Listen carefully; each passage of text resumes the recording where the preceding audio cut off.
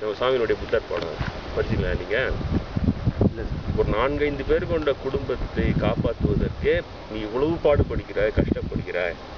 ஆனால் எல்லா உயிர்களும், மனித குலம் மட்டும் இல்லை, எல்லா உயிர்களின் விடுதலைக்காகவும் நான் ஓயாமல் பாடுபட்டு கொண்டிருக்கிறேன். ஆனால் எனக்கு களைப்போ சோர்வு தெரிவதில்லை.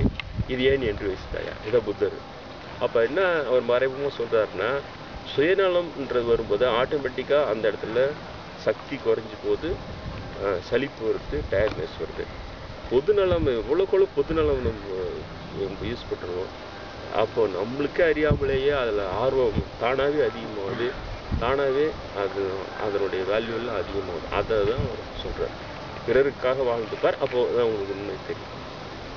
ஓயாமல் பணி செய்து கொண்டு அப்போது ஆயுள் என்பது என்ன என்பது உனக்கு தெரியாமலே போய்விடும் அப்படின்ட்டு சொல்கிறார். நிறைய சாமிகள் கிட்ட தான் இதெல்லாம் நான் கற்றுக்கணும். புத்தர் படத்தை வச்சு நம்ம சாமியினுடைய புத்தர் படம் படிச்சிங்களா நீங்கள்? இல்லை சார். ஒரு 4-5 பேர் கொண்ட குடும்பத்தை காப்பாற்றுவதற்கே நீ இவ்வளவு பாடுபடுகிறாய், கஷ்டப்படுகிறாய்.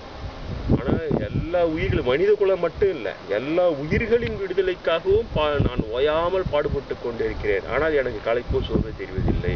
இது ஏன் என்று யோசித்தாயா? இதை புத்தர்.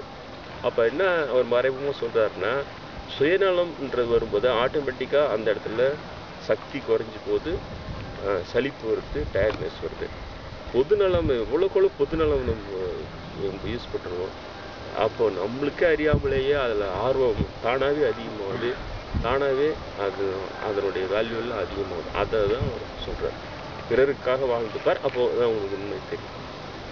ஓயாமல் பணி செய்து கொண்டு அப்போது ஆயுள் என்பது என்ன என்பது உனக்கு தெரியாமலே போய்விடும் அப்படின்ட்டு சொல்கிறார்.